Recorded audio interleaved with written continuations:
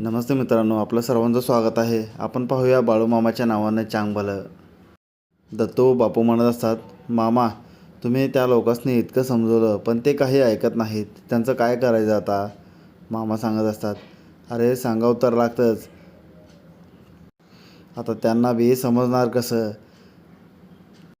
पुढं बाप्या म्हणतो, मामा आपल्याला जत्रेला जायचं होतं ना, मग केव्हा जायचं.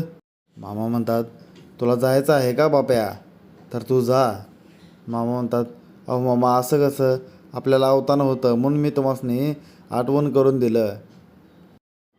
मामा मनात बोलू लागतात, जत्रामध्ये पुढे काय होणार आहे त्याला मला माहीत आहे, म्हणून मामा तिकडे काही जात नाहीत.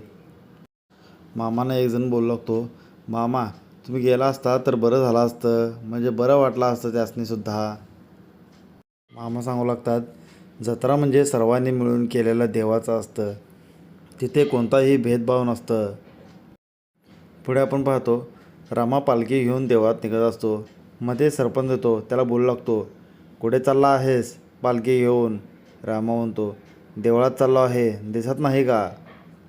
सरपंच बोलू लागतो, आता पालखीचा मान आमचा आहे आणि ती पालखी आमच्याकडे दे. रामा म्हणतो, हे आधीन पिढ्यानपिढ्या आमच्याकडे चालला आहे पालखीचा मान, आणि तुम्ही कुठून आलात मध्ये आता, आणि ही पालखी आम्ही काय देणार नाही.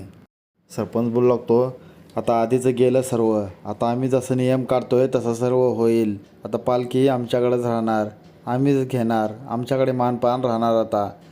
रामा म्हणतो, तुम्हाला मी अजिबात देणार नाही पालखी, मानपान आधीपासून आमच्याकडेच आहे, गावातल्या लोकांना सर्वांना विचारा. सरपंच बोलू लागतो, रामा आता आधीच गेलं ते गेलं, आता इथून पुढे आमच्याकडे राहणार आहे मानपान, म्हणून तुला पालखी दे म्हणून सांगत आहे मी. आणि आता गावचं सरपंच आम्ही आहे, आम्ही निवडणार कोण काय करायचं ते, म्हणून सांगत आहे दे. रामा म्हणतो, काहीही केलं तरी मी पालखी काही देणार नाही, तुम्हाला काय करायचं ते करा. सरपंच म्हणतो, हे बघ रामा खूप वाईट होईल, सांगत आहे गप दे. रामा म्हणतो, नाही देणार. सरपंच बोलू लागतो, हे बघ रामा तुला आता 2-3 वेळा सांगितलं आहे आम्ही, आता इथून पुढे तुला सांगणार नाही, मारहाण चालू करल मग तुला तेव्हा समजल, म्हणून सांगत आहे दे गप, कारण इथून पुढे मान आम्हीच करणार आहोत, आमच्याकडेच राहणार आहे, आणि आता पालखी आम्हीच नेणार आहे. तुम्ही आता नेत होता ते पिढ्यानपिढ्या बंद करा आता, आणि ते पालखी आमच्याकडे द्या. रामा म्हणतो, आम्ही अजिबात देणार नाही, जसं आधी चाललं आहे तसंच आधी इथून पुढे सुद्धा चालल, आमच्याकडेच मान राहणार त्याचं. रामाची पत्नी बोलू लागते, अहो आधीपासून चाललं आहे तसं चालू द्या, कशाला उगाच काय करत आहात. सरपंचची पत्नी म्हणते, आधीपासून म्हणजे आता झालं ते झालं, इथून पुढे मानपान आमच्याकडेच राहणार आहे, आणि पालखी आता इथून पुढे आम्हीच घेणार आहे. रामा म्हणतो, ही पालखी मी अजिबात देणार नाही तुम्हासनी.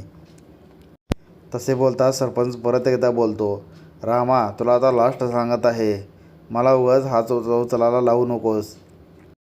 रामा बोलतो, हे बघा तुम्ही जर हात उचलला तर मी काय गप बसणार नाही, मी सुद्धा हात उचलेन.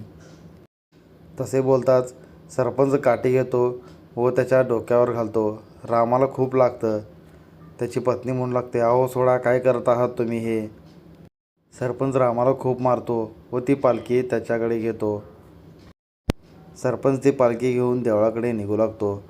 पुढे आपण पाहतो, बापू मामांना सांगत असतो, मामा रामाला खूप मारले आहेत, तुम्ही सांगितलं होतं त्याला तरीसुद्धा त्यानं काही ऐकलं नाही. दत्तू म्हणतो, अरे मग त्याला ऐकायला पाहिजे होतं, मामाने सांगितलं होतं आता पालखी काही घेऊ नको, सरपंचकडे दे, तर त्यानं का करावं असं. मामा म्हणतात, आता त्यानं ऐकलं नाही, त्याला काय करायचं. बरं ठीक आहे, उद्या सकाळच्याला त्याच्याकडे जाऊ, काय झालं आहे एकदा पाहू. त्याला सांगितलं होतं की तो ऐकला नाही, आता काय करायचं आपण त्याला. ठीक आहे, आपण एकदा जाऊ सकाळच्याला. मामा सर्वांना सांगतात, तुम्ही बी काम करा, उद्या सकाळच्याला भाकरी बनवून त्याच्याकडे घेऊन जावा, खायला काहीतरी द्या त्याला, विचारपूस करा कसा आहे तो. सर्व लोक बोलू लागतात, होय मामा, तसंच कराल आम्ही. पुढे आपण पाहतो रामाला खूप लागलेलं असतं. त्याला त्याची पत्नी म्हणत असते, मी तुम्हासनी सांगितलं होतं, कशाला पाहिजे होतं हे सर्व. मामाने जे सांगितलं होतं तसं केलं असतं तर हे झालंच नसतं. रामा म्हणतो, नाही, पिढ्यानपिढ्या आपल्याकडं पालखीचा मान होता आणि हा सरपंचला कसं काय द्यायचं बरं आपण. मी काय असं होऊ देणार नाही. आणि आता गावाचं काय व्हायचं. रामाची पत्नी म्हणते, अहो गावाचं सोडा, आता घरचं बघा. गावातले कोणीही तुम्हाला वाचवायला आलेत का? कोणीसुद्धा आलेले नाहीत. मग गावाचा विचार नका करू तुम्ही, आपल्या घरचं बघा.